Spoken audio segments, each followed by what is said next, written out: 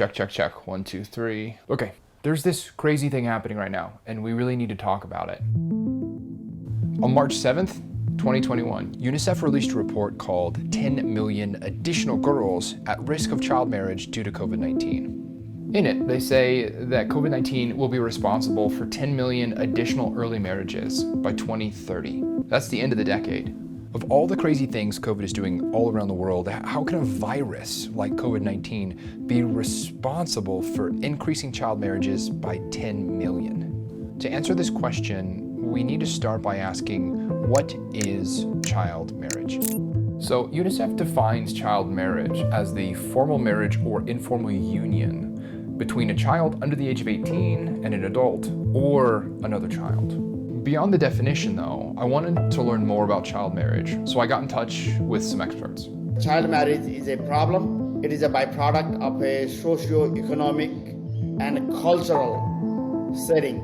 Early marriage is deeply ingrained in many cultures, and there's a lot of religions that would support early marriage. She may not be ready for a marriage. A marriage demands a lot, especially in some of the contexts.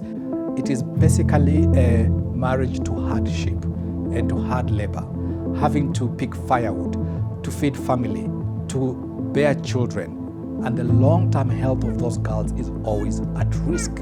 Child marriage creates a nightmarish legal trap for children. They can be entered into the marriage by parents and or a judge with little or no input from them. If the minor doesn't want to get married, doesn't matter because they don't have boys. The boys are from their parents, one of them, and from one judge, the person allowed from the law to give the authorization for a minor to get married. If your daughter doesn't get married, there's a pressure on the family. Across the globe, poverty is clearly one of the leading drivers of child marriage. But in high-income countries, there are still instances of child marriage. Right here in the United States, child marriage is legal in some places still. A lot of people don't realize that child marriage not only is legal in most of the United States, but also is happening at an alarming rate. And our research at Unchained At Last showed that between 2000 and 2018, nearly 300,000 children were married in the United States. And when we zoom out and look at the entire world, alive right now are 650 million people who are forced to marry before the age of 18. If child marriage is so bad, and it clearly is, then why is it so prevalent still? When a family is struggling with the basic necessities of life, like food, any child is an extra mouth. And if a girl can get married, that is one less mouth they have to worry about. More importantly, in many of those marriages, there's an exchange of dowry.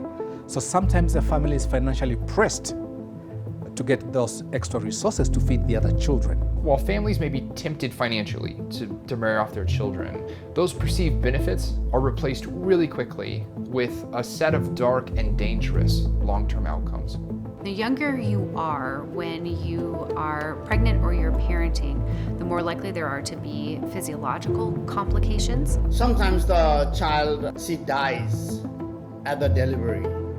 And because she's so immature, so young, she cannot deliver the child. In many cases, these girls end up turning to suicide attempts. The fact is, we were on track to totally eliminate child marriage by 2030. That's less than 10 years from now. But now that progress is being threatened. Before the pandemic, UNICEF was estimating that 100 million children would be forced into child marriage before 2030. But now, because of COVID, they've added an additional 10 million children to that list. How in the world is COVID, a virus, making the numbers go up here? When you talk to the experts here, they'll actually bring up 3 primary drivers of why this is happening. The first is loss of education. Because of lockdowns, children have been kept from going to school. The second is a declining family income. Parents have lost their jobs and they're struggling to provide for their families. The third is isolation. Families have been on lockdown and they don't have access to the normal churches, local government, or some of the nonprofits that would normally help them in these situations. COVID has created a situation where we know that millions of children will not go back to school. Because COVID has brought such a hardship in the life. They were poor before, they are making more poorer now. Burkina Faso is a landlocked country in Western Africa. It's actually home to 3 million child brides. And child marriage is actually illegal there, but it's not strictly enforced. I wanted to know, what does it look like when an organization stops child marriage firsthand? So I have a friend who lives in Burkina Faso, and he put me in touch with a woman who found herself fighting child marriage firsthand. Dans le début du mois de décembre, on a reçu une lettre de Jamila parce qu'on voulait la marier, qui a convoqué ses parents afin de les sensibiliser et de les amener à abandonner cette idée. Effectivement, quand ils sont venus et qu'ils ont compris vraiment l'ampleur même du danger qu'eux-mêmes ils courent, par la grâce de Dieu, ils ont abandonné l'idée du mariage de cet enfant-là. Et que, en tout cas, à l'heure là, l'enfant s'épanouit et l'enfant grandit normalement. Oui, ça allait être vraiment compliqué. Surtout au moment de la période de confinement, personne ne pouvait sortir. Et arriver même, tu ne peux même pas dépasser même barrière de police là même. On te fait retourner. So clearly, COVID-19 is driving 10 million additional girls into child marriage by 2030. That's in the future. That hasn't happened yet. What can we do to stop it? Well, the experts will bring up a few primary things. And the first is actually to change the laws. Laws don't change culture, but they help push the direction. They set the tone for what's acceptable and unacceptable. The next thing we can do is open the schools back up and make sure that every child is accounted for. Every girl who gets educated delays marriage and delays bearing children.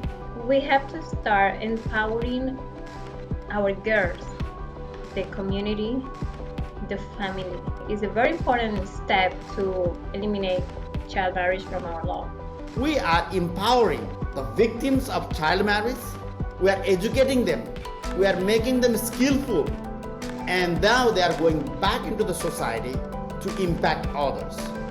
As we wrap up here, I still can't believe that COVID-19 is causing these insane ripple effects across our world. It's making these already terrible things worse.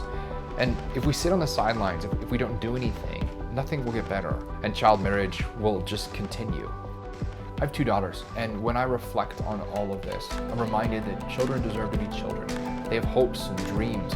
They have a whole future ahead of them. They have so much to offer their communities and their countries.